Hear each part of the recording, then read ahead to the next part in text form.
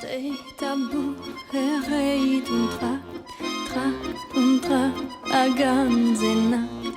Beimen zu nehmen e nicht verschämen. Beimen zu nehmen. Bem-vindos ao podcast Encontros Espirituais. Eu sou Tiago Brito Pereira, tarólogo e terapeuta espiritual, e neste podcast vamos abordar a espiritualidade aliada a temas contemporâneos através de uma perspectiva não religiosa nem dogmática, mas antes pragmática e realista, com os pés bem assentes na terra. Pretendo com este espaço que a vivência da espiritualidade não seja um tema tabu, muito menos um espetáculo de circo que muitas vezes se vê por aí, mas antes mais uma ferramenta de uma caixa de ferramentas que nós temos ao nosso dispor, que nos vai ajudar a viver a nossa vida melhorando-nos a cada dia.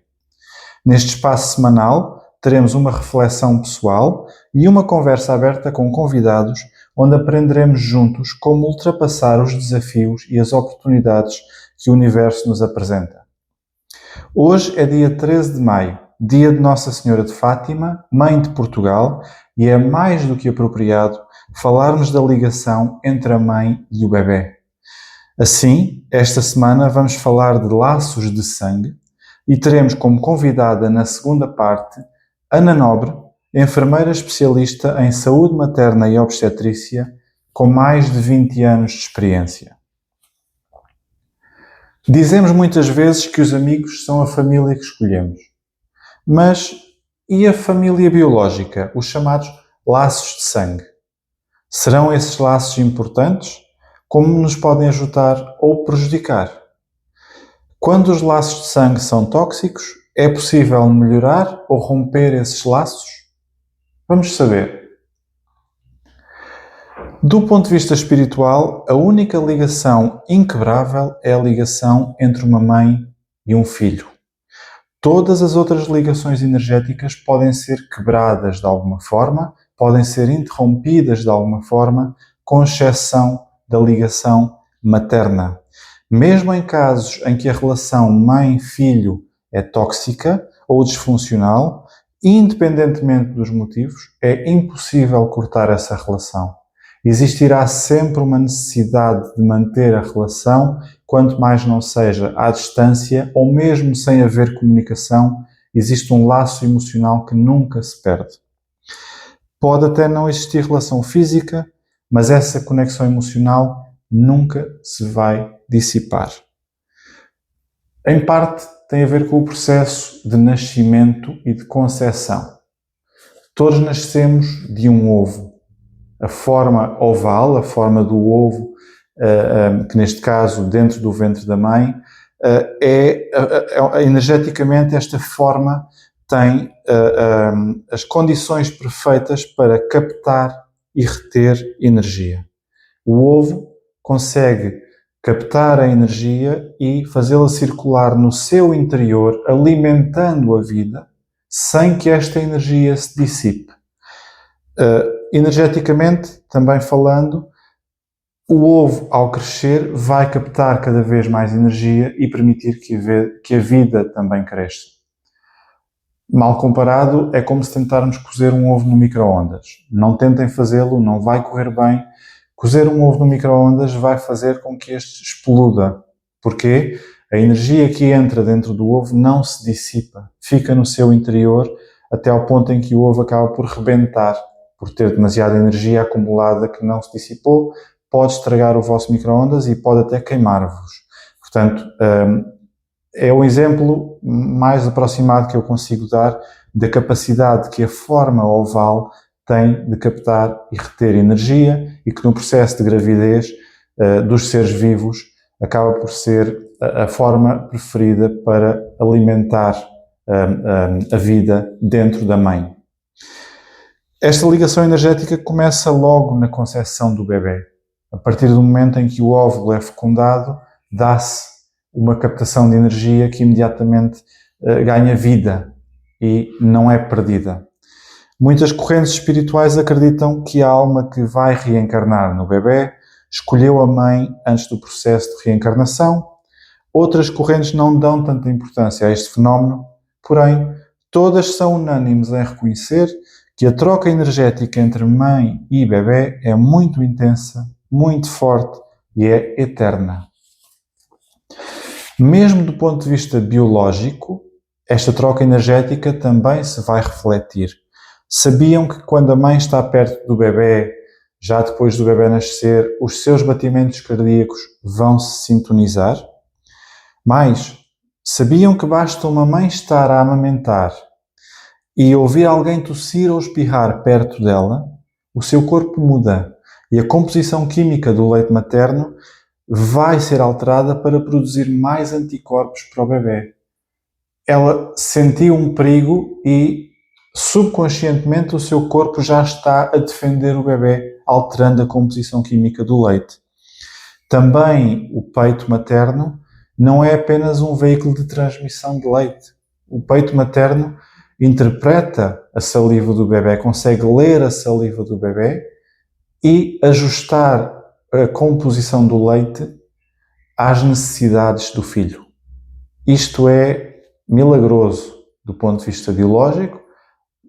Os seres humanos são os únicos seres que não nascem completamente preparados para a vida. Nós continuamos a nossa gestação fora do ventre e são estes processos que a mãe faz que ajudam à nossa gestação mesmo fora do ventre materno. Ora, do ponto de vista espiritual, este vínculo é muito potente.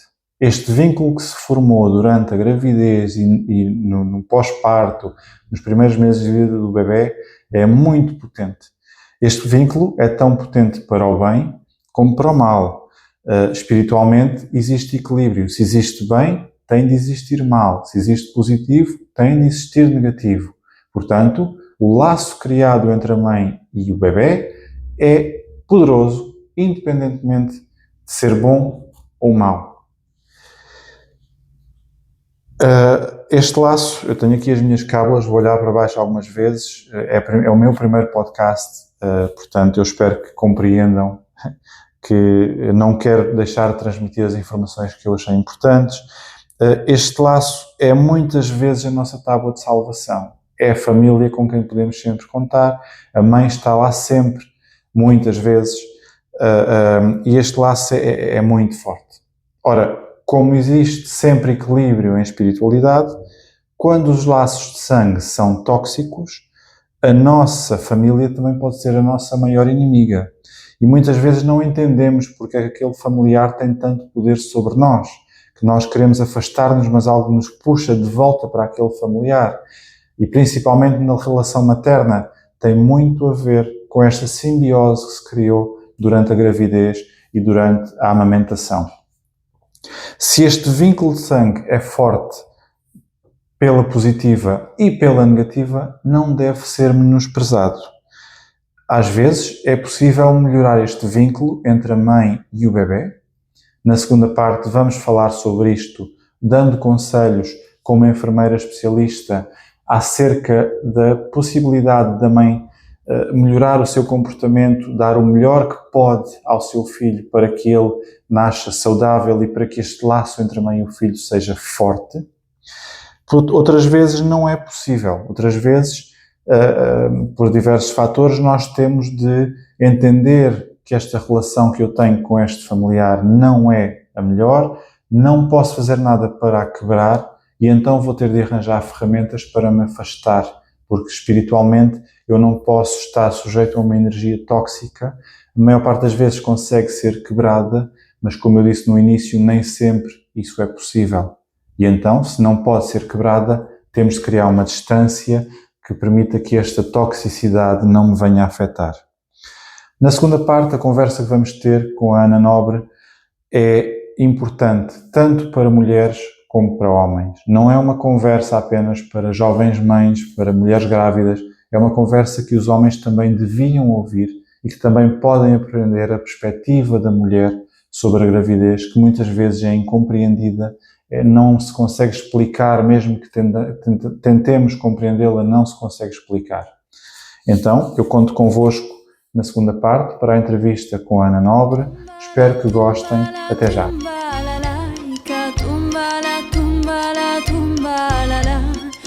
La la la,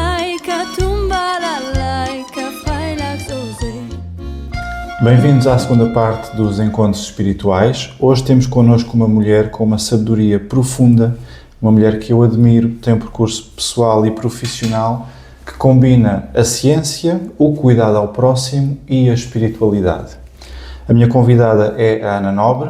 A Ana é enfermeira especialista em saúde materna e obstetrícia, tem mais de 20 anos de experiência no acompanhamento de mães, de bebés e das famílias. Acompanha estas pessoas tanto em ambiente hospitalar como nos cuidados de saúde primários.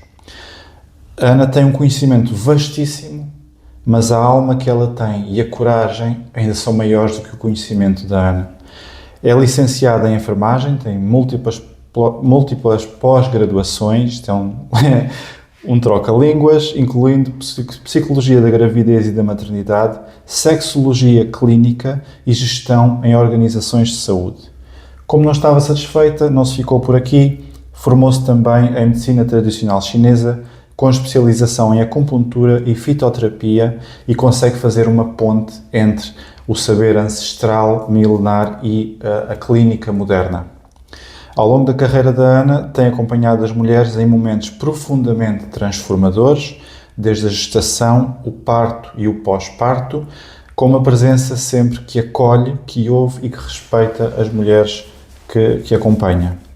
A Ana é membro da Sociedade Portuguesa de Sexologia Clínica e acredita, tal como nós aqui neste podcast, que o corpo, a mente e o espírito devem caminhar juntos. Ana, muito obrigado por ter aceitado este convite. Obrigada, é uma honra imensa tê-la no primeiro episódio. Hoje é dia de Nossa Senhora, dia 13 de maio, a mãe dos portugueses, a mãe do país. Exato. E um simbolismo muito grande para nós, Ana. Ana, muito obrigado por ter aceitado, uma vez mais. Considera-se uma pessoa espiritual, Ana? Sim, considero-me espiritual, não talvez da forma tradicional, mas para mim a espiritualidade é estar em conexão. Conexão comigo, com os outros e com algo maior que não precisa de ter nome. É uma forma de estar presente, de escutar o corpo e a alma, o que é que eles nos dizem, mesmo nos nossos silêncios. No meu trabalho com as mulheres grávidas, essa dimensão espiritual manifesta-se muitas vezes da forma como eu acolho e respeito cada história. Porque cada história é diferente umas das outras, não é? Não, nada é igual. A espiritualidade para mim é também uma âncora, está ali mesmo nos dias em que eu não sei tudo, porque nós não sabemos tudo. Claro. Portanto, nos momentos em que eu só posso estar a escutar e a respirar o que os outros me estão a dizer. Portanto, compreender, estar com o outro. O toque é muito importante e dizer eu estou aqui. Uhum. O toque faz parte da sua profissão, portanto, Exato, existe uma necessidade de contacto físico com... Exato. E isso é muito importante, o tocar na mulher grávida, a dizer eu estou aqui, eu estou aqui para ajudar naquilo que eu sei, e elas nisso confiam muito. Portanto, eu ao lhes tocar, elas ficam mais confiantes. Até porque do ponto de vista espiritual também o toque é uma forma de troca de energia. O toque permite-me receber a energia de quem estou a tocar e por sua vez também transmitir a minha energia, não é? Portanto o toque é mais do que uma terapia. Exato. É uma terapia não física apenas, exato, Ana. Exato. É isso mesmo, Ana. A gravidez em si é muitas vezes vista como um milagre biológico, é uma coisa que supostamente não deveria ser possível acontecer e o corpo da mulher consegue fazer coisas que teoricamente seriam impossíveis. O que é que acontece durante a gravidez? Pode-nos dar alguns exemplos e após o nascimento do bebê destes milagres que pouca gente até sabe que o corpo é capaz de fazer? É verdade, o corpo faz imensa coisa que nós não estamos à espera dessas transformações. A gravidez para mim é um facto, é uma jornada mágica e poderosa. É praticamente o corpo da mulher a adaptar-se a esta forma milagrosa.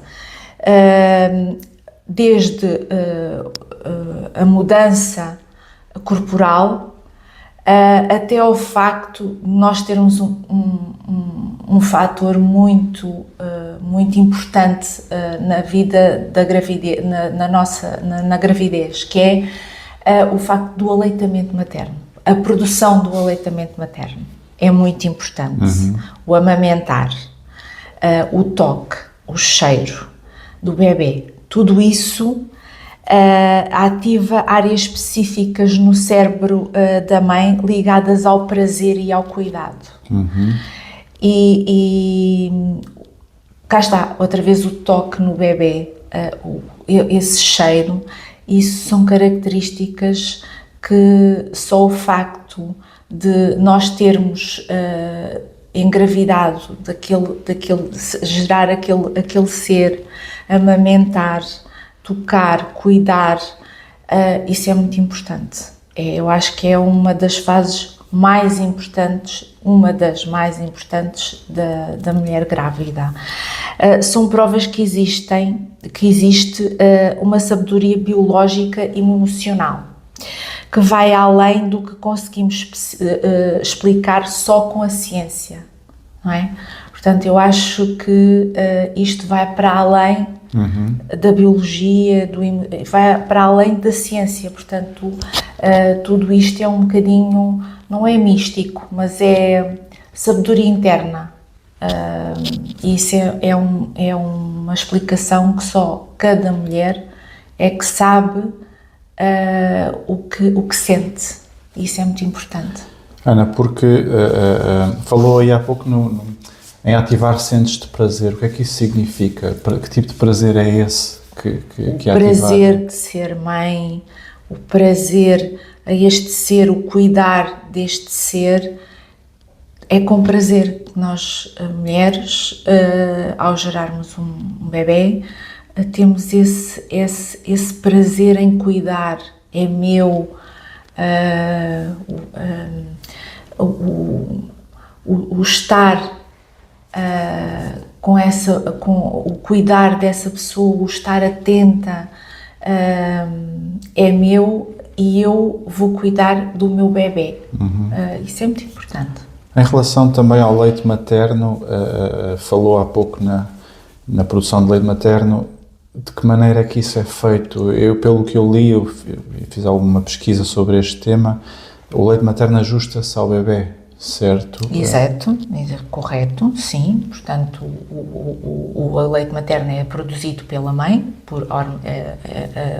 a nível de hormonas, portanto, e isso tem aqui várias componentes. O leite materno, nós produzimos leite materno, pronto. Não há quem não produza, há quem produza pouco, há quem produza muito. E isso tem a ver um bocado com a nossa adaptação ao bebê.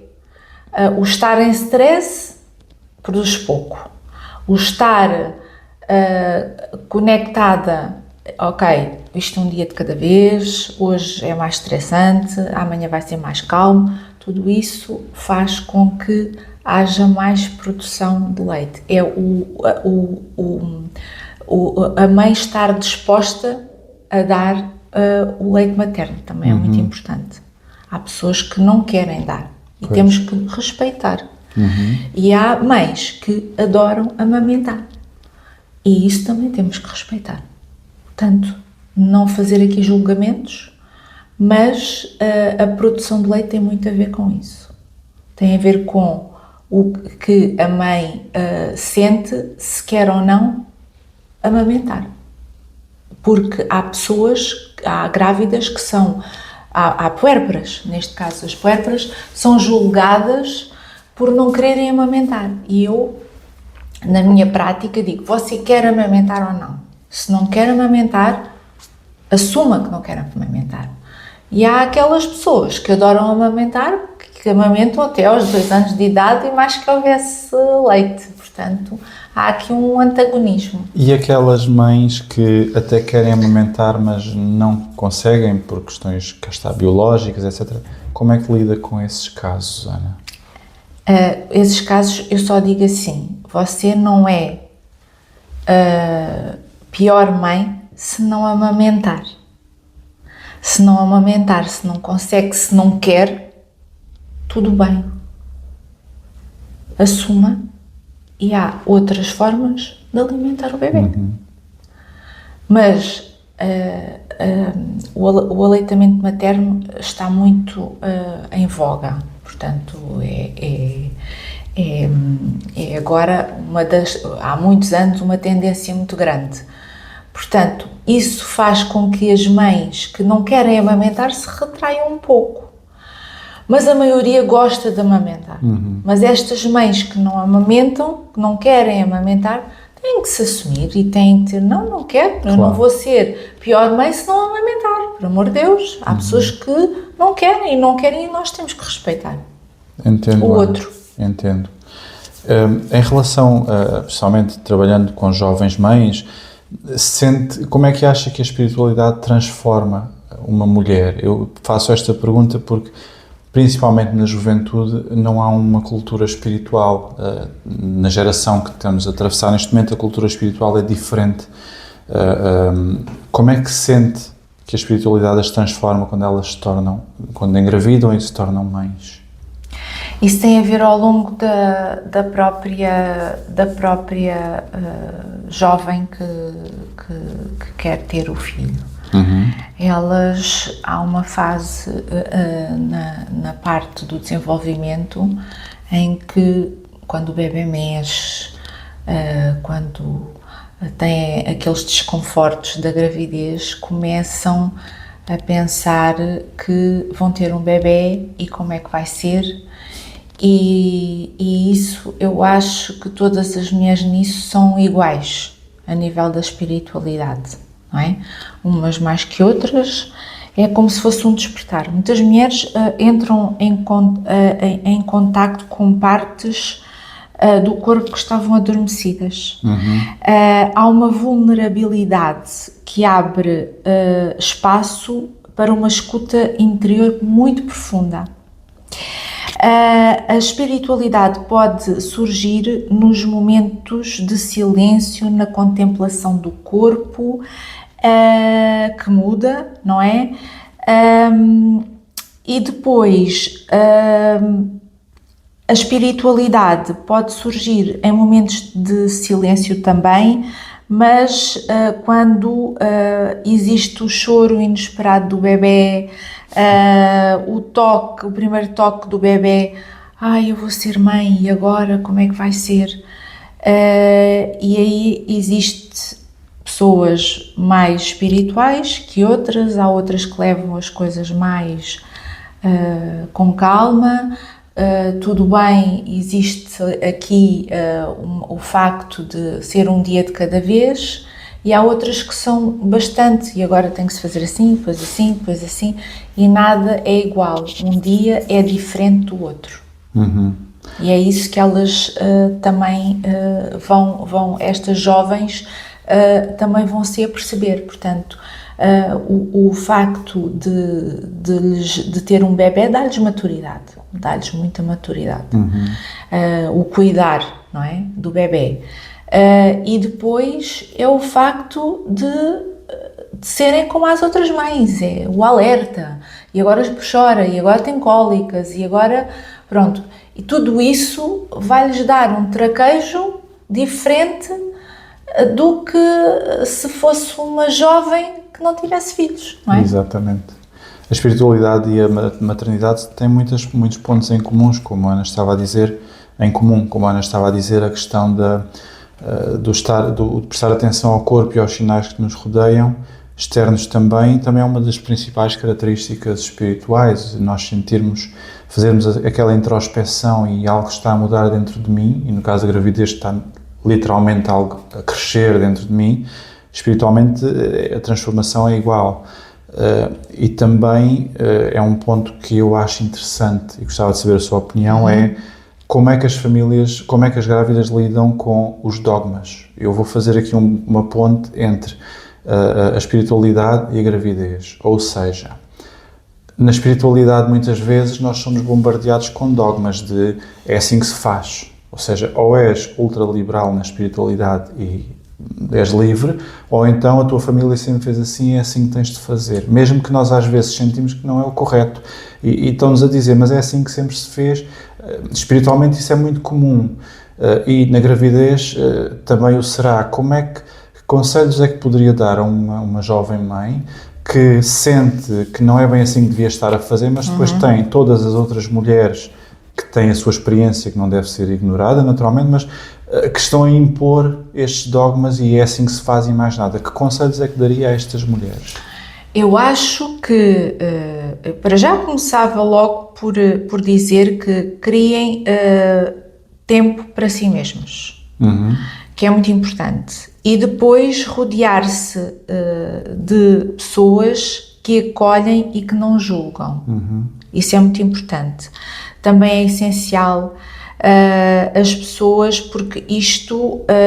e, acima de tudo, normalizar o caos emocional, porque elas estão, o que é para fazer, o que é que não é para fazer, se está a fazer bem, se está a fazer mal, e depois vem a família que diz que é assim, depois diz a enfermeira diz que é assim, depois diz o pediatra que é assim, e depois diz o médico de família que é assim. Eu acho que primeiro tem que ouvir os profissionais de saúde.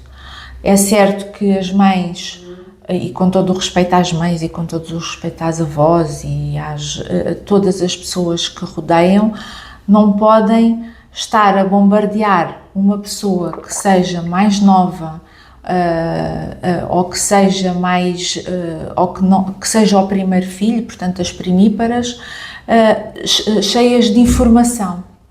Portanto, elas têm que desconstruir tudo, não é? E verem o que é melhor para o bebê delas. Experienciar isso também. Exatamente. Se falharem, está tudo bem. Claro. É isso que eu acho que é muito importante. Elas, no caos que têm emocional, centrarem-se no que é que elas precisam e no que é que o bebê precisa e no que é que o pai também precisa. Claro. É muito importante haver aqui esta tríade de mãe, pai e filho. Têm que estar conectados uns com os outros, principalmente centrar-se num bebê, num recém-nascido. E é engraçado porque eles depois já, quando o bebê chora, já sabem, ou é cólica, ou vai chorar porque tem fome, ou vai chorar porque é birra, ou vai chorar porque quer estar ao colo. Também essa é fantástica, já os bebés pequeninos saberem que se chorarem e se lhes derem colo está tudo certo, portanto Exato. Fica e isso eu acho isso muito, muito giro e muito importante, e eu acho que esta tríade é fundamental, é separar o trigo do joio. Ok, vocês têm essa opinião, vamos dar a opinião a quem mais sabe e mais estuda todos os dias acerca do bebê e da mãe, e o que também as outras pessoas dizem também é válido, portanto tem que haver aqui uma adaptação e também aqui uma opinião própria dos pais. Não, nós vamos fazer assim. Exato. Se falhar, está tudo certo, vamos embora, um dia de cada vez. Essa questão do colo, acha que, principalmente em recém-nascidos, não estamos a falar em meninos ou bebés já com 1 ou 2 anos, mas essa questão do colo em recém-nascidos, acha que existe demasiado colo? Acho. Quando são bebés, eu acho que sim. Vem a mãe, a avó pega ao colo, pega ao colo e depois, isto todo dia. E depois, às visitas, e pega ao colo e tira foto, e tira selfie, e tira isto e tira aquilo. Quando se vão embora, quem é que fica? Fica a mãe, fica o pai, fica o bebê. O bebê que está habituado ao colo todo o dia, o que é que vai pedir? Colo. Claro. Claro que esses dias, essas noites, são caos. E depois, quem é que se vê? Ali. É o pai, olha, agora vais tu, não, agora é a minha vez, Pois. olha, agora... E tem a ver aqui também, tem que haver aqui um bocadinho de fasear também aqui um pouco as visitas, porque eu acho que há excesso de colo, que é muito giro, é muito bonito, é tudo muito doce quando eles são pequeninos. Mas depois, quando eles crescem, também querem colo. Exatamente. E depois já estão mais pesadinhos, são manhosos não é verdade? também. E são manhosos.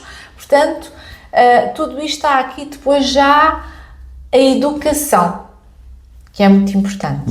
O educar o bebê, agora há um momento do colinho, quando não há um momento do colinho, há outras coisas, há brincadeira, agora só colo, sim, há muito excesso de colo quando os bebés são muito pequeninos. É importante. E tem que haver, é importante, mas há aqui um QB. Tem que se fasear. Isso é a mãe que acaba por ter de decidir aqui um bocadinho. E o pai também. Sim, o pai sim. também. Ok. Porque a mãe está cansada, toma lá, vamos lá, agora é a tua vez. Portanto, isto tem que haver aqui um jogo de cintura muito grande quando o bebê nasce, porque é uma novidade, não é? Ora sai a mãe, depois sai ao pai, depois há aqui várias coisas. E muitas vezes o muito desejado, o bebê é tão desejado que depois se torna quase... Acabam por se dispersar um pouco. Nota a diferença na forma como as mulheres sentem a maternidade partindo de uma base espiritual, ou seja, uma mulher que seja por natureza já mais espiritual, acha que sente mais a maternidade ou é indiferente o nível espiritual de cada pessoa? Eu noto diferenças. Principalmente nas que...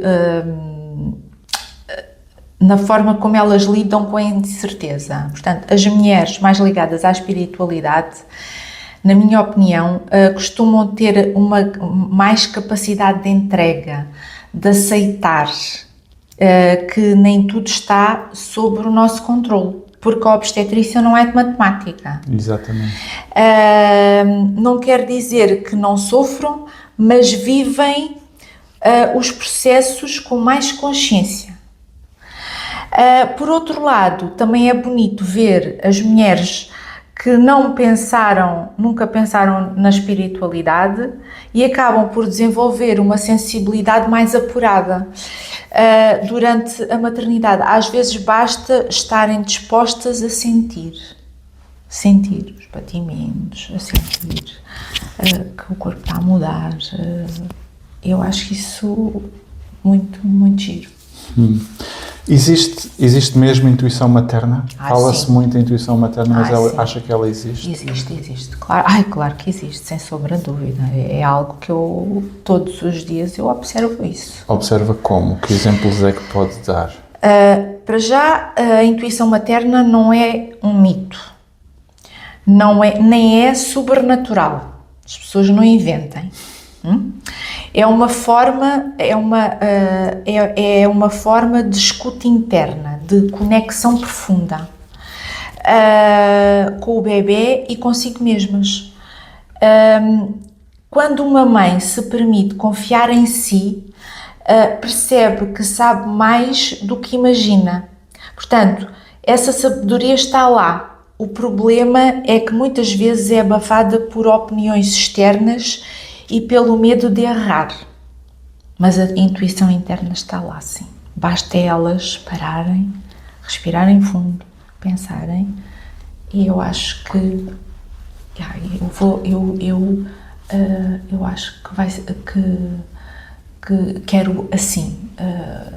E às vezes o facto de pensar e dizer assim, ou já terem o nome do bebê, sentirem eles mexerem, isso é muito giro, é muito interessante. Às vezes quando eu estou a ouvir os batimentos cardíacos tais com o foco, eu ponho a mão na barriga da mãe e é engraçado porque eles percebem logo que não é a mãe, não é. O toque é diferente. E começam, o que eu, pronto, é mesmo isso que eu provoco, é o mexer, né? Para elas sentirem o mexer, e também ouvir os batimentos cardíacos fetais, que é das coisas que elas adoram. Ana, falou há pouco também no caos emocional, que é o processo de gravidez e o processo após o nascimento do bebê. Que conselhos é que pode dar para que estas mulheres se mantenham, tanto a nível emocional e espiritual, mais equilibradas e passar melhor por este caos? Já falou em alguns, naquilo que disse há pouco. Mas... Pronto, eu acho que terem tempo para elas próprias, nem que seja meia hora, nem que seja uma hora, caminhar é muito importante. Caminhar, fazer, se tiverem rituais, a yoga, eu acho isso bastante importante. Tudo o que era o antes podem adaptar para depois, não é? Fazer um pouco de exercício físico ao ar livre, agora que o tempo está tão bom, isso é muito importante. Também agora está muito em voga fazer livros pós a maternidade, o que eu acho isso fantástico, porque eu leio e sei que, pronto, cada uma sente, e é engraçado ver, cada uma sente a maternidade diferente.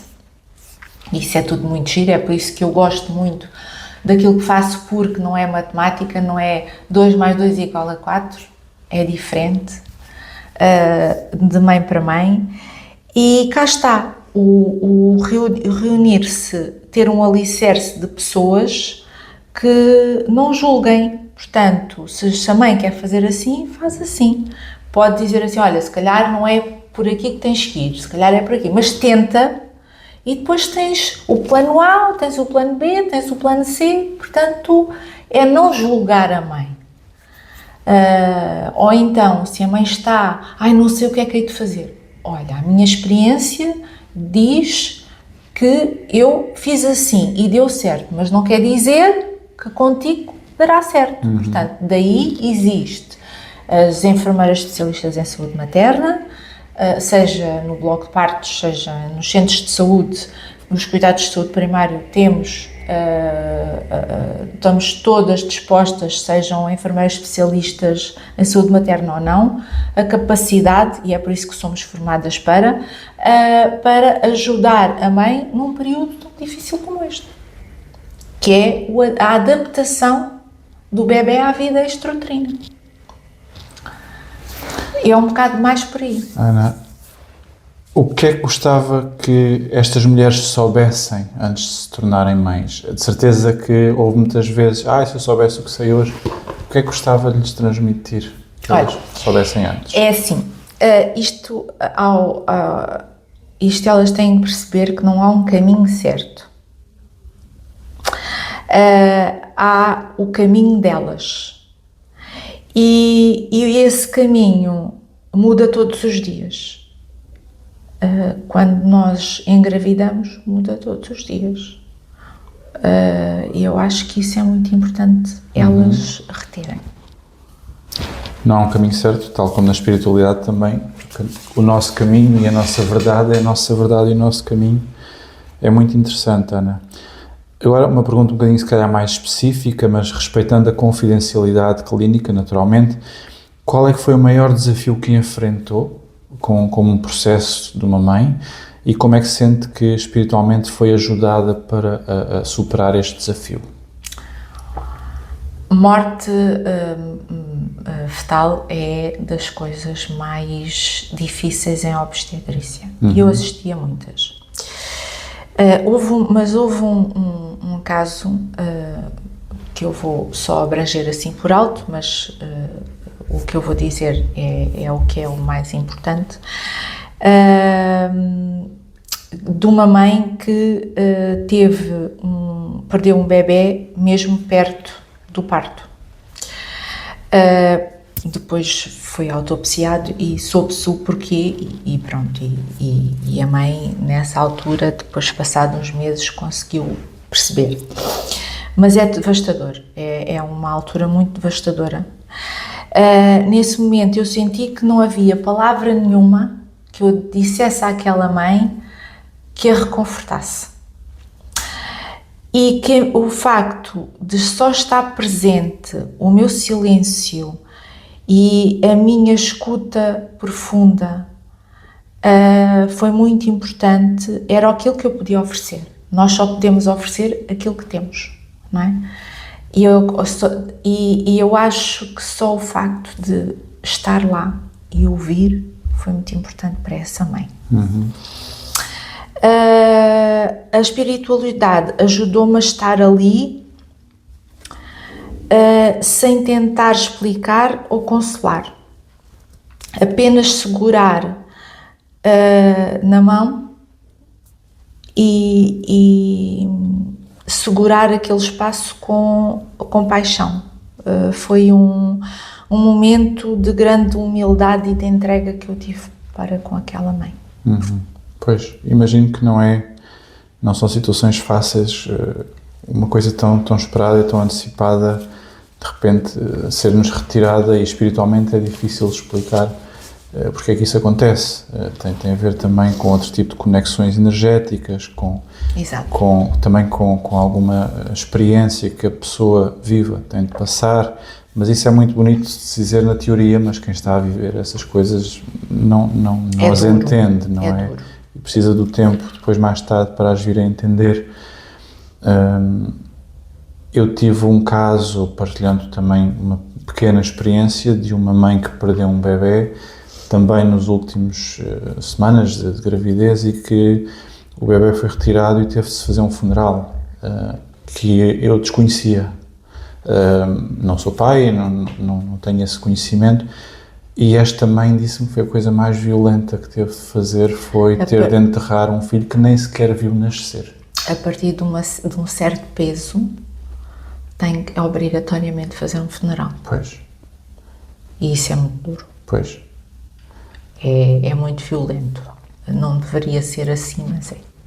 Espiritualmente, o que esta pessoa aprendeu, no meu caso, com esta minha cliente, foi que ela vai ao sítio onde estão os restos do bebê, o pai não consegue ir, e o que ela aprendeu com esta lição é que ela passou a ser o pilar, ou seja, houve uma transformação naquela casa em que ela foi a que sofreu mais e ao mesmo tempo neste momento é aquela que está a dar mais força, e ela vai buscar a energia do bebê, que não chegou a conhecer vivo, para lhe dar esta força quando ela precisa.